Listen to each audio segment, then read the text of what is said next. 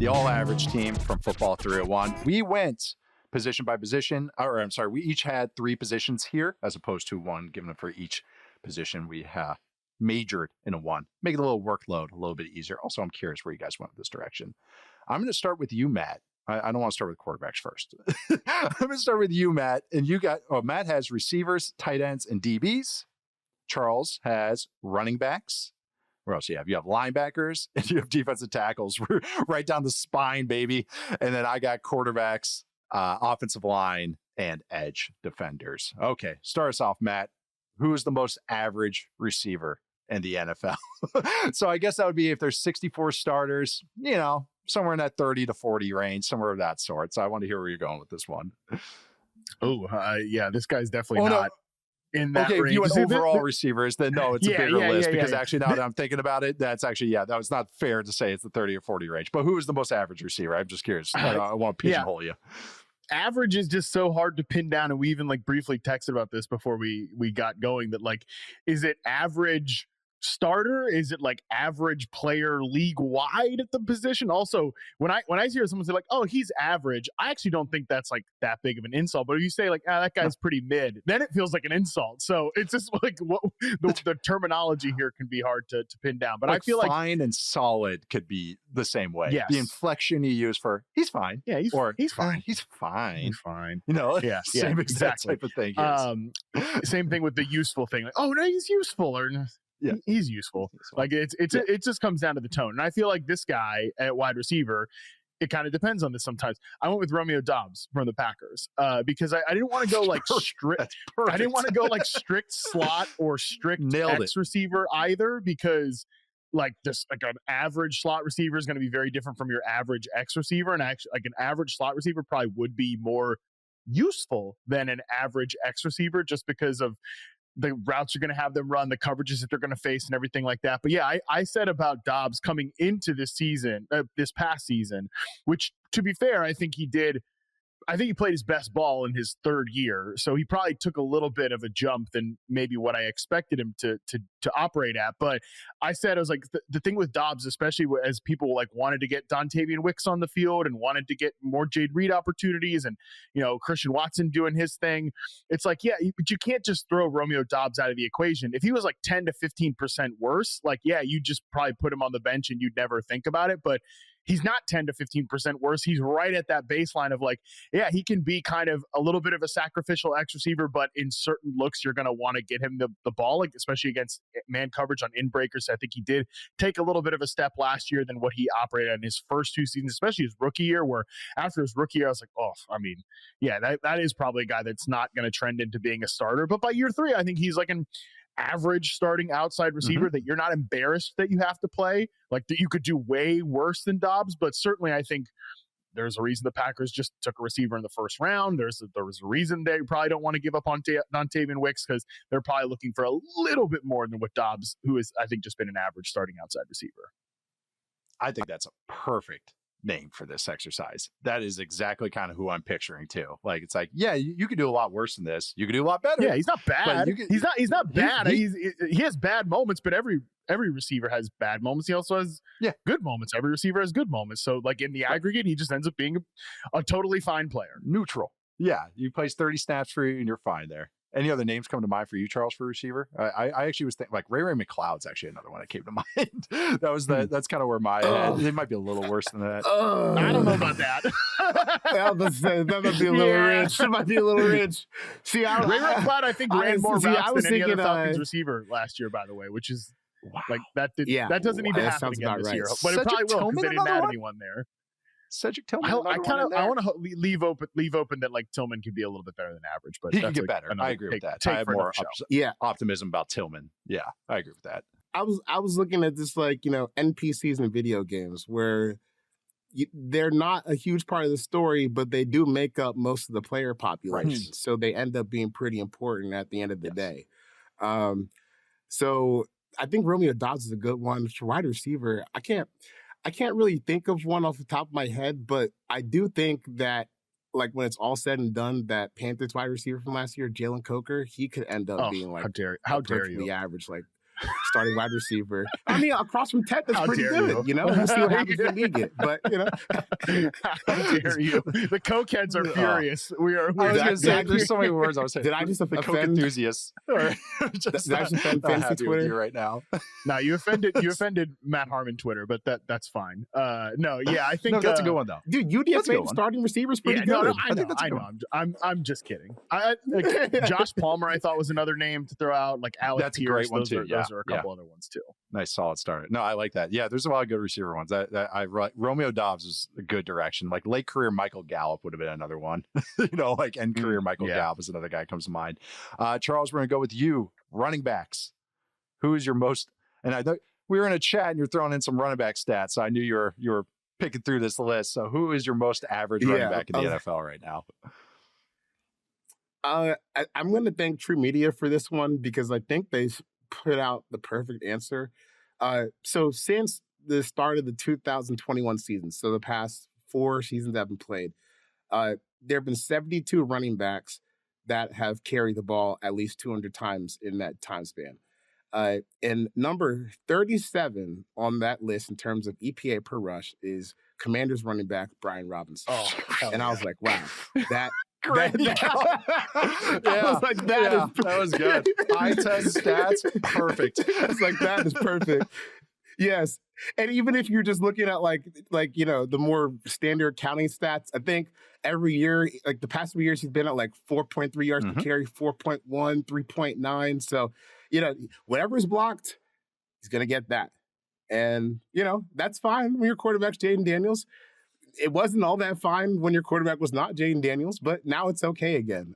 So I went with Brian Robinson. Perfectly fine starting running back. But, there's also a reason why we were saying, could they pick up Mario Hampton in the first round? And even how NFL teams look at average starters, they go, who can we get better than this? Like, all right, that's a guy. Is he a winning player or is there a guy we're just fine with? That's what Brian Robinson feels like. Oh, no, the baseline's fine, but the ceiling's about the same as the baseline. Like, it's just that's exactly what he was. He was a lot faster this year also for like 3 weeks. And then it like tapered off as the season went along. But he was like fast for like a month. I remember Matt and I, we talked about that. Like we were just like, man, is he just faster now? And it was like, oh no, there's Brian Robinson as the season went along. That's a great answer. I love this one. No notes. No notes on this one because I think Brian Robinson's a great answer. Like you said, there's a reason why we're looking at Hampton and maybe upgrading a running back and getting a little bit more juice. Just does everything okay.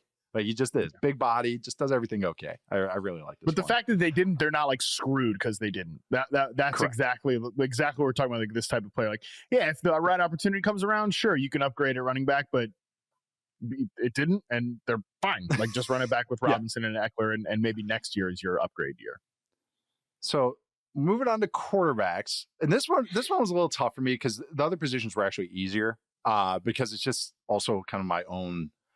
How I define things. Like, all right, so the scouting scale, just so everyone knows, just a little background. The typical scouting scale that I've been around is 2 through 8. So going from 2 is the worst grade, 8's the top grade. And baseball, it's 20 to 80. There's comparisons for this. But it goes poor, below average. So below average is 3. Average is 4. But like that's like really average in their terms is more replacement level. And then above average, good, very good / great, excellent. And then if you want to top the scale, it's rare. And you can put that at 9. But that's just a few places. So it's hard for me to like break my own definition. But for this exercise, I just went with kind of starters because then I don't want to throw in backups in here and all that. I just know if you're rolling out the scouting scale, I just know you're about to offend somebody. Like okay, and I will explain that in a second. I went with Sam Darnold. Quarterbacks who Sam Darnold as the most average starter in the NFL. If he's your starter, okay, we're fine here. Like the Seahawks fans are going through right now. But then also it's like, no, there's some frustrations and everything. Like, and even just ranking wise, I consider him kind of like, 18 to 22, the starting quarterback right now. Like that kind of just feels right. And Matt, you say that because the other name that I was threw out here was Tua. And that was kind of the, but just thinking that if you don't have a Darnold Tua level quarterback, kind of feeling iffy, kind of feeling scary. Yeah. And then there's times where you have a good team and then you're like, man, that's all we got there. Like, okay, yeah, he can get the job done, but is he really going to push us over the top? Is he going to take quarterback is such a complicated discussion for this because it's just all the other impact. Like if you just went league wide, like the most average quarterback, like if you included backups and everything, is like Jacoby Brissett, if you included like backups and everything. But I'm going with Darnold for the stars, just kind of, you're going to want more sometimes, but if you don't have a Sam Darnold level tier that can actually do some things when things are going well, you're going to be always wanting more. And I feel like that's just the right threshold for Sam Darnold. It's just weird to describe Sam Darnold as average because he's such a high-low player that it's it's weird to just go like, you are average when it comes down to it. That's what I was about to add. Like I think what causes so much discussion around Sam is like how you end up at the average result, because you can pull these plays where he looks like Mahomes, and then there's another plays where he looks like the version of Ryan Fitzpatrick the version of Ryan Fitzpatrick that came back to the Jets after holding out when he gained a bunch of weight and saw that 1 year. I love that you have these Jets Giants memories because you say them and then like my brain just goes like it just gets rattled back into like that time period. Because I remember I wrote something about Sam Darnold like my first year there, and I think I compared him to Ryan Fitzpatrick, and Jet fans was like, "Dude, we hate Ryan Fitzpatrick." I'm like, "Really? He kind of gave you guys like one of the best quarterbacking seasons you've had in a while." And then they explained it. I was like, "No, how dare Ryan Fitzpatrick come to the training camp fat and out of shape? Like you're Ryan Fitzpatrick. Right. That's and fair. You're starting quarterback. That's fair, actually." So, But Sam will be most frustrating way to get a C+. That's how I describe him. It's he gets a C+. He gets that 2.5 GPA, but he never got a B on any assignment. It was all A's and F's, and then that's how he got to the 2.5, the 2.4 GPA. It was just all A's and F's. So. I was going to say, like a quarterback, it really is hard to just be, like, if you're just a guy that just gets B minuses, you're probably actually an above average quarterback, because I think the guys that people typically think are that like I go back to like the around the NFL guys, and they were doing the podcast, like Chris Wessling always had the Dalton scale. Like he was a guy that was never actually just B minus all the way through. He would have these great moments when the supporting cast was really good, and then he'd be like you got to upgrade on this guy when the supporting cast wasn't very good. And like Kirk Cousins was another player for a long time that people kind of put in that bucket, but he was different in that he was different that it wasn't in like, I'm talking about Kirk in the past tense. Like obviously he's still Atlanta Falcons legend, Kirk Cousins, he's still in the roster there. Yeah, he's still making a lot of money on the Atlanta Falcons right now. Although I don't know, by the time this gets out, maybe this was a dated ref. But point being that like he wasn't a guy that within games, series to series would go up and down. But he was like, he'd have an awesome September and then you'd usually have a terrible September, awesome October, great October, elite November, and then be terrible at the end of the season. So he was another one I think that would make sense. But yeah, these are kind of the aisles that you're like Ryan Tannehill when he was the Titans starter, maybe his efficiency metrics were great, but he was another one that was like average. Derek Carr. I think that Sam Darnold, Derek Carr, probably before he retired. I think Derek Carr, like he would have been my he answer. Was the new Kirk Cousins, and Sam Darnold is the new Derek Carr. Tough. There we go. I like that. It's a more volatile Derek Carr. That's what you're going with. Yeah, there's a pun there with Carr somewhere. It's a spider ATV or something of that sort. That's a great point, talking about like if you are a quote unquote average quarterback, you're technically really above average because you have to be starting. And that's how kind of quarterbacks are right now. It's like you got your top 5, top 6 guys, you kind of got your bottom 5 guys, and then a whole bunch in the middle that you can kind of make arguments for. I mean, that's not totally fair. There's another tier there, but that's kind of how it just goes. This feels like that, not the bottom tier, but it's really that next tier of guys, which is really like quarterbacks 24 to 18, so it just doesn't feel right sometimes. All right, Matt, moving on to tight ends. I'm curious where you're going to go with this one. Average tight end for 2025. Yeah, tight end was a little difficult just because it's such we just talked about it on the things that are going to be things show. Like there's more tight ends involved now, and it almost kind of like jumbles up the field. I ultimately ended up with Cade Otton, and it's for the sole reason, something that I talked about a lot last year was there was the stretch where they basically built the whole offense out of Cade Otton for like 3 games. Didn't win any football games, but they survived offensively by making him like the screen guy, the power slot player in replacement of Chris Godwin. Like he was their the joker, like moving around. But then when they got their players back, like Mike Evans got healthy, Jalen McMillan took a nice step in the back half of the year. It's like, all right, we don't need to make Cade Otton like a priority getting him the football anymore, but we can still play him for over 80% of the snaps. He's a solid blocker. He is not like special as a blocker, like, oh, holy hell, look at Cade Otton like digging out defensive ends or something like that. But good blocking, like good solid blocking tight end.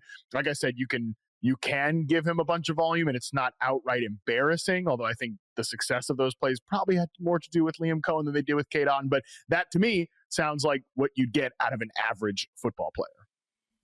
It doesn't wear gloves. I've always been partial to Cade Otton for some reason. Something about his game I like. He is, so I looked this stat up for a different reason. It was Greg Olsen related. But since 2012, when they started tracking snaps, actually, Rich McKay is a big reason. Just to bring up the Falcons again. Rich McKay is a reason why that got delayed for a few years, by the way, because he thought it would be a competitive advantage for some teams. And it's just like, what? But you're okay. Just cause. Head of the competition committee still, if you guys want to know. Only tight ends with more than 1,000 snap seasons, or to have a season with more than 1,000 snaps, I should say. Because Greg Olsen had several, and I wanted to ask him about. Jason Witten was another. Heath Miller, shout out Heath Miller, had one. And then Cade Otton in 2023 had 1,000 snap season. That was a little interesting little tidbit. And no one can remember a single play from 2023 in Cade Otton. So that totally defines this. That's like a perfect answer, I think, was Cade Otton. Dawson Knox was the other name that came to mind for me, where it was just like, yeah, you do everything fine. Nothing great. You do everything fine. You'll probably have a role on a team for someone for a while. Yeah. But I think Cade Otton's a little bit better than that. But that's a really Hunter Henry's the name that comes to mind.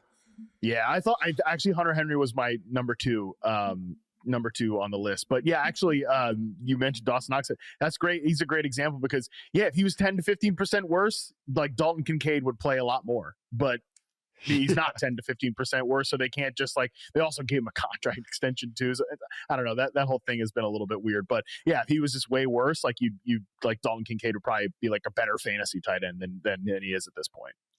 But he's just good enough to play. And they're committed to him. Get paid for him. So totally get that. All right, we're going on. Now, this is one of mine, offensive line, and I can't help myself. I had one for each position because just me. Of course here we go. Did. Offensive tackle, Jonah Williams with the Cardinals now, right tackle. At guard was a little tougher because it's just like, I don't know. There's a lot of fine guards out there, actually, that's like, you're a little better than this. But I went James Daniels, who's now with the Dolphins, formerly the Steelers, faced some injuries last year, but kind of a fine starter. That's how I put it. The other one, and I actually did think this guy went from below average to now a solid starter or average, is Ben Bredesen for the Bucs, who got re-signed there for a year. But I thought he had a nice season last year. Probably benefited from the guys on either side of him. But I thought that was another guy that's just like an average starting guard. Center, though, this one I feel really good about. Oluwatimi for the Seahawks, who started second half of last season, actually really helped that offensive line out, but he's fine. But that's the thing is when I was talking about at the beginning, like when you want a unit going from bad to fine or bad to average, it could be a huge improvement. That was the Seahawks at center going from absolute crap, negative player every single snap to okay. And it totally helped out their entire interior offensive line. So Oluwatimi at center, Jonah Williams tackle, James Daniels / Ben Bredesen at guard. Had to throw a couple names out there. Any other names come to mind for offensive line? Charles, Matt, I kind of, it's kind of how you want to argue it, but this is the names I came up with. Well, it's not current, but when you said Jonah Williams, the first thing that popped to my brain was when we used to make jokes about DJ Humphries. Yes. You're like, hey, that guy's been starting at left tackle for Arizona for 10 years, and nobody has a take on how good he is. No one has ever seen DJ Humphries play, and he's been starting out there for a decade. So that was kind of funny bringing Jonah Williams into the same conversation because it's the same threshold. Good enough to start, don't really care about the rest. No one has an opinion on him. That's it. And then it was like, oh, you're starting week 18 for the Chiefs? Oh, never mind. See you again. I'll see you next year. Paris Johnson Jr., who did take over left tackle, is going to be very good, though. Is good already, but he's going to be very good, though, other tackle for the Cardinals. So, I know that I actually, this was a lot more fun of exercise. Guard was a little tougher than I thought it would be. I thought I would find someone, but a lot of the guys, I'm actually like, oh, you're good. You're good. So I felt like I was insulting a lot of players, but that was the one. These are the guys I kind of came up with. We are going to take our next break and then come back with a few more average players at each position. All right, we are back with what Charles said is the list of 75 overall on Madden. And that's what I used to call the Texans a few years ago when Casario first got there. Casario was a wrestler. Casario. That's a wrestler. The Casario. But when they had Davis Mills, it was like I called them the Houston 78s. Because their entire roster was full of 78 overalls on Maddens, and they used to have a team called the Colt 45s in Houston, so I thought it was fitting. But Charles, we're on to you. Linebackers, inside off-ball linebackers. Clarify, just in case anyone cares about that. Who'd you have for the most average linebacker? Because it feels like there's a lot of these guys in the league right now. Big bell on this bell curve. Yes, there's a lot of these guys, but there's a type of off-ball linebacker that really comes to mind for me when I think of just like your platonically average linebacker. And because I remember when Dan Quinn got hired by the Falcons, and there's a bunch of people going over his defense, and they ran a bunch of 4-3 under, and people were talking about how important like that Sam linebacker role is, and I'm like, okay, but like that guy doesn't really do anything, like you just got to sit on the edge and cover a flat. And it's an important part of the defense, but you can kind of find a lot of guys that can do that role. So that's kind of like the style of player that I think of when I think of just like a flatly average linebacker, someone you kind of got to keep close to the line of scrimmage, but isn't a total sieve out there. So I went with Falcons linebacker Caden Elliss. That's good. Okay. Yeah. That's a good one. Yeah.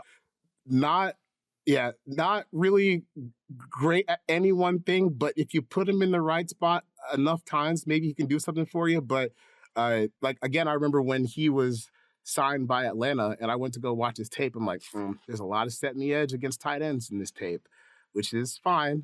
That's a good role, but ultimately it's one where, you really only have to be good at one thing, and that's just kind of being a tough on the edge. So I gave Caden Elliss my choice for most average linebacker in the league, which, hey, Falcons fans, I'm not using as a slight. We've watched a lot of unaverage linebackers over the years, so we're not being mean. Just to be clear, we're not being mean. Your quarterback is like Jay Cutler. I was not being mean. I meant that as a compliment. Just said he had a lot of the same qualities. No, Caden Elliss is a great one. I actually didn't even kind of come to mind for me that because he does some things fine. Like he's worth playing, like he's not like we're all going to get him off the field. Like he has a nice role. He can rush a passer a little bit. So I like that one. Caden Elliss. I actually can't top that one because honestly, there's a lot of bad linebackers too. So like an average linebacker is like, there's a big improvement over a lot of the guys that are out there. So yeah, good one there. And you also get a little Falcons, a little jab in there. Matt, DBs. Who do you got? Most average DB. I'm actually curious what position you go. Corners or safeties here? I went with two corners actually that were just like I couldn't pick between the two of them. And I think because corner is a lot like what we talked about with quarterback, that like the just completely normally average cornerback is probably like a good starter. And it just doesn't really exist because corner is so volatile, right? And so the first guy that I threw out there was Cam Taylor-Britt, which I think he has moments where I'm like, damn, like that was a really good cornerback. And then there are moments where I was like, he's getting his ass kicked left and right, but that's probably Sam Darnold of cornerbacks. Yeah, right. That is the prime meridian of cornerback plays. Some weeks you're like, oh, that was a real nice play on Xavier Worthy in week 2 or something like that, and then there's another game where he's just getting dog walked out there. So like I think that's what it is being an average cornerback. And I also threw out Darius Williams from the Rams because you look at that Rams depth chart, and I was like, okay, well, it's probably not terrible that they have Darius Williams at this point in his career starting, but you probably want something a little bit better than him as one of your like clear cut, if not your number one outside cornerback. And guess who Trent Baalke pays?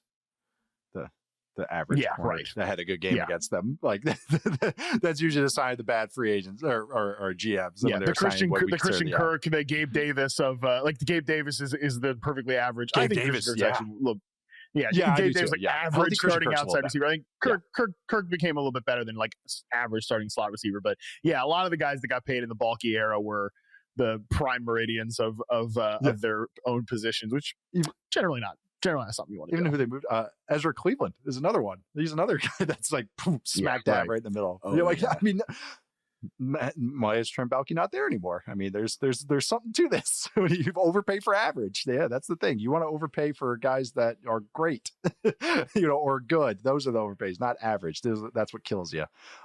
Cam Taylor-Britt is a great answer. That is, especially the volatility leads into average. I like that one a lot, but worthy of starting. It's not like we're not embarrassing freaking field. Not embarrassing. It's just that he has highs and lows. Yeah, I like that one a lot. All right, moving on. Last couple here. I have edge, and Charles will have defensive tackles to complete the defensive line. Edge for me, it's funny because not only just present but past, it's all Bucs edges. I went with a former Bucs edge who's now with the Cleveland Browns, Joe Tryon. Shoyinka. Oh my God. Oh my God. I'm not even going to say his name now. Joe Tryon, who's now with the Browns. Yeah, I never learned that one, to be honest with you. Joe Tryon-Shoyinka. I don't know why I can't say his name. Anyways, but Joe Tryon. Get your 4 or 5 sacks. Decent against the run. Decent size. Fine. He's just fine. And what's funny is another guy that came to mind. I actually think this guy's a little better. Logan Hall. Also, edge player for the Bucs. And if I went with recent history, I would say William Golston, who was also a Bucs defense. Yeah, I almost had it for my DT list. It's like all these guys, it's one after another. It's like, I don't know what it's about that defense. It's just they get these 4 or 5 sack guys that can check a couple boxes and have size, but just like not overwhelming. They're not going to win a bunch of one-on-ones and everything. Goes to the Browns, where actually I like that fit. But yeah, going with Joe Tryon. Former Washington, their late first-round pick after they won the Super Bowl. But yeah, just always left me wanting more, but I never thought he was outright bad. I just thought he was, he's more of a rotational guy that you can play 20 something snaps with, maybe up to 30. But you don't want to, and actually that's kind of what you've fallen into. If I look at his snap counts, he's played about 50 to 55% of his snaps last year. So that's basically what he is, but average, can just do a lot of things. Fine. Nothing great, nothing bad, and has decent size. So that's why I went with Joe Tryon as my average edge. Any other names, non-Buck names come to mind, or am I I pigeonholed my own list by looking at one team? No, I think the all-time name that comes back to my brain is like Rob Ninkovich, where it's just like, hey, you're like a C+ player everywhere, which is pretty good if you got some other guys around you. Like the Darius Williams pick, pretty good if you got Jalen Ramsey on the field. Not so great when you don't have Jalen Ramsey on the field.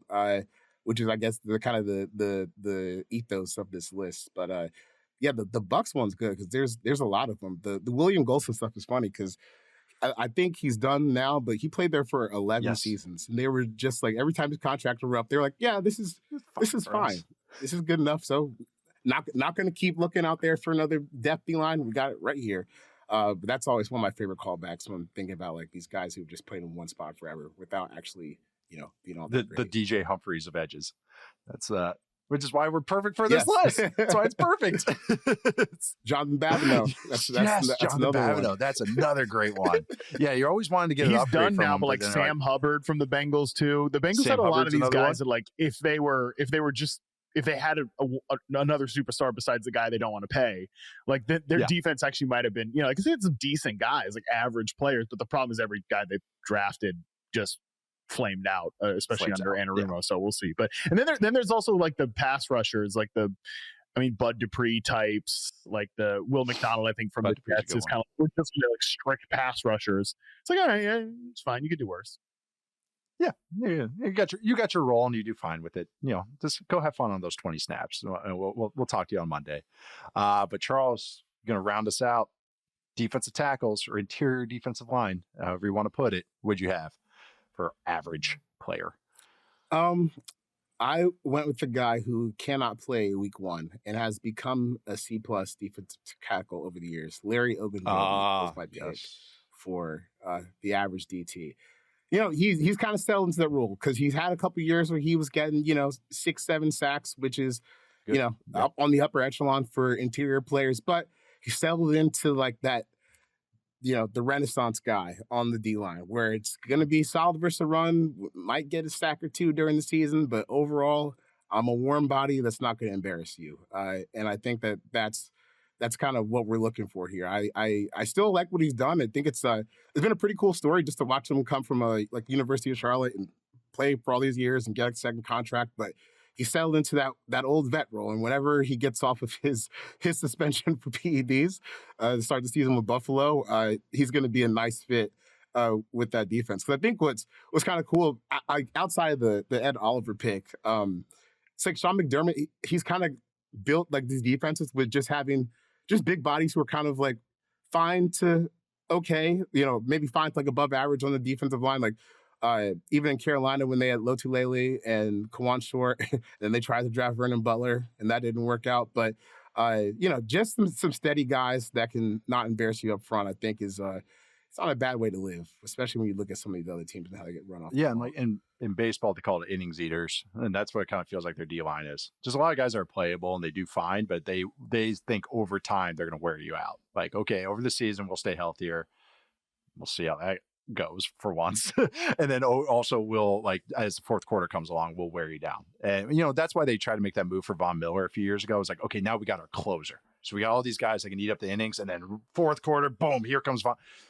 We saw how that went, injuries and age and all that. But that's just, I think Ogunjobi epitomizes this. Really, everyone they cite, even Michael Hoyt is another guy that's kind of like on this list as well. Like, yeah, you're worthy of playing these 20, 30 snaps a game, but you're not like a true needle mover, but you're not a negative for us. Ogunjobi's perfect for this. Played 52% of the snaps last year. That's kind of what this list is filled with. Those types of guys that play half the snaps and play them well enough to play those snaps, but not the true stars. Yeah, that's a good name to close it out with.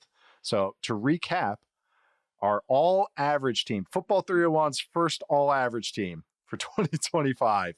On offense, at quarterback, Sam Darnold. At receiver, Romeo Doubs. At running back, Brian Robinson. Tight end, Cade Otton. Offensive line, Jonah Williams, Oluwatimi, and James Daniels. On defense, starting at a defensive tackle, Larry Ogunjobi. Edge, Joe Tryon. Linebacker, Caden Elliss. And DB, Darius Williams and Cam Taylor-Britt. That was fun. Nice little change up. Boy, that's the 7-10 ass team I've ever heard in my life. I don't know. I think this team's picking first overall. You think it's first? Yeah. No, we can get to 7-10. There's some teams that are not starting like NFL caliber players, but, even, like the Falcons. It's like we talked about. It's like the NFL is made up with a lot of these guys, and that's what makes the good players so good. Is like everyone looking at this list goes, oh yeah, I can name this many guys that are better than that. It's like there we go. I think this is a disappointment. I'd put it at 6 wins. 6-win team. All right. Is it better than the Dolphins tank for Tua year? That I think it is. And I mean, just quarterback play. The guy, Darnold. That's how much better he is than those guys. All right, but no, that was fun. I'm glad we got some averageness on these lists, just to epitomize everything. But we're closing it out today, which I believe is our final list show. These come out chronologically, but we'll be back next week. I'm Nate Tice. You can find me at Nate_Tice. That is Charles McDonald. You can find him at 4Verts, and that's Matt Harmon. You can find him at Matt Harmon or Matt Harmon_BYB. Make sure to check out all their great stuff they got on at Yahoo. We'll be hitting training camp probably pretty soon. Cannot wait for real football.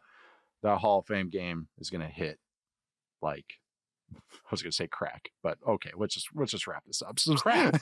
Yeah. Subscribe to us, follow us, because that's what you got to be on that. It's gonna hit like crack, and I'll be finishing my paternity leave when that comes out. It's gonna be great. But yeah, follow us, rate us, subscribe, do all that good stuff. Watch us on YouTube on the Yahoo Sports YouTube channel. Thank you to everyone behind the scenes for making us look and sound good. Thank you for everyone for listening. See you guys next time.